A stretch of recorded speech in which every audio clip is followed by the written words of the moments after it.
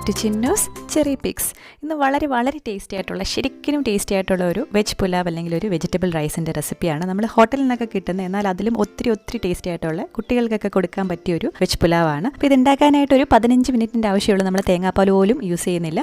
അപ്പോൾ നിങ്ങൾ എന്തായാലും ട്രൈ ചെയ്ത് നോക്കണം, ഉറപ്പായിട്ട് ഇഷ്ടപ്പെടും. അപ്പോൾ നമുക്കിത് എങ്ങനെ ഉണ്ടാക്കുന്നതെന്നുള്ളത് കാണാം. അപ്പോൾ അതിനായിട്ട് നമുക്ക് ആദ്യം 2 കപ്പ് ബാസ്മതി റൈസ് കഴുകി വെള്ളത്തിലൊന്ന് കുതിരാനായിട്ട് വെക്കണം. ഞാനിവിടെ ഇന്ത്യ ഗേറ്റിൻ്റെ ക്ലാസിക് ബാസ്മതി റൈസാണ് എടുത്തിരിക്കുന്നത്. നിങ്ങൾക്ക് ഏത് ബാസ്മതി റൈസ് വേണമെങ്കിലും യൂസ് ചെയ്യാം. ക്വാളിറ്റി ഉള്ളതാണെന്നുണ്ടെങ്കിൽ അത്രയും നല്ലത്.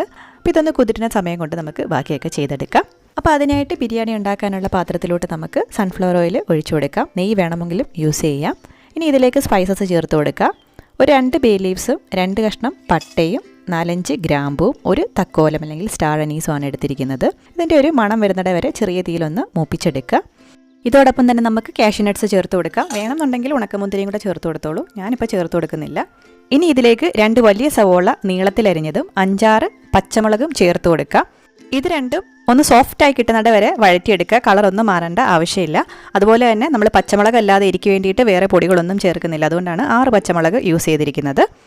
ഉള്ളിയൊക്കെ ഒന്ന് സോഫ്റ്റ് ആയിട്ടുണ്ട്. നമുക്ക് വെജിറ്റബിൾ പുലാവിനായിട്ടുള്ള വെജിറ്റബിൾസ് ചേർത്ത് കൊടുക്കാം. ഞാനിവിടെ ഗ്രീൻ പീസും കോളിഫ്ലവറും ബീൻസുമാണ് ചേർത്ത് കൊടുക്കുന്നത്. നിങ്ങൾക്ക് ഇഷ്ടമുള്ള പച്ചക്കറിയൊക്കെ ചേർത്ത് കൊടുക്കാം. കോളിഫ്ലവർ ഒന്നും ഇല്ലെങ്കിലും കുഴപ്പമില്ല. ഒരു മീഡിയം ഹൈ ഫ്ലെയിമിൽ ഒരു 1-2 മിനിറ്റ് മാത്രം ഇതൊന്ന് വഴറ്റിയെടുക്കാം. ഒരുപാട് അങ്ങ് വഴറ്റേണ്ട ആവശ്യമില്ല. ഇനി ഇതിലേക്ക് അരപ്പിടി മല്ലിയില ചേർത്ത് കൊടുക്കാം. അതോടൊപ്പം തന്നെ അരമുറി നാരങ്ങ അല്ലെങ്കിൽ 1 ടേബിൾ സ്പൂൺ നാരങ്ങ നീര് ചേർത്ത് കൊടുക്കാം. എല്ലാം കൂടി നല്ലപോലെ ഒന്ന് മിക്സാക്കി എടുക്കാം. നമുക്കിനി ഇതിലേക്ക് വെള്ളം ചേർത്ത് കൊടുക്കണം. 2 കപ്പ് അരിക്ക് 3 കപ്പ് വെള്ളം ചേർത്ത് കൊടുക്കാം. അതോടൊപ്പം തന്നെ 1/2 കപ്പ് പാല് ചേർത്ത് കൊടുക്കുകയാണ്. പശുവും പാലോ ബഫലോ മിൽക്കോ ഒക്കെ ചേർത്ത് കൊടുക്കാം.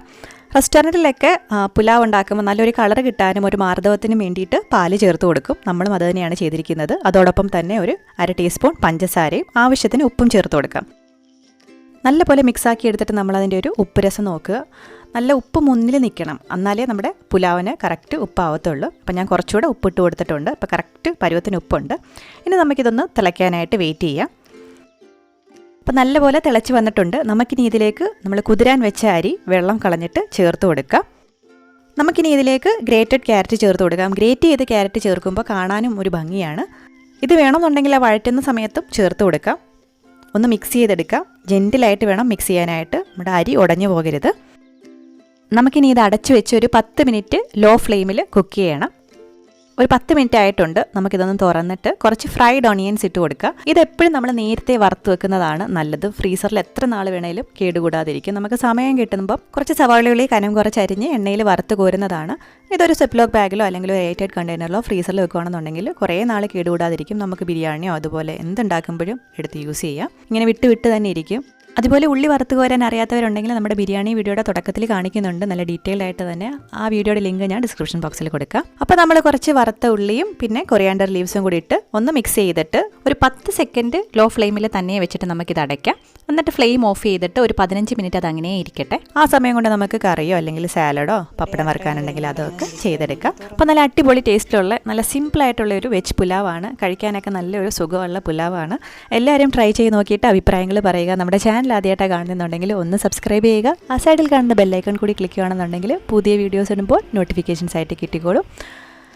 പുതിയ റെസിപ്പിയുമായിട്ട് വീണ്ടും കാണാം. അതുവരേക്കും ബൈ.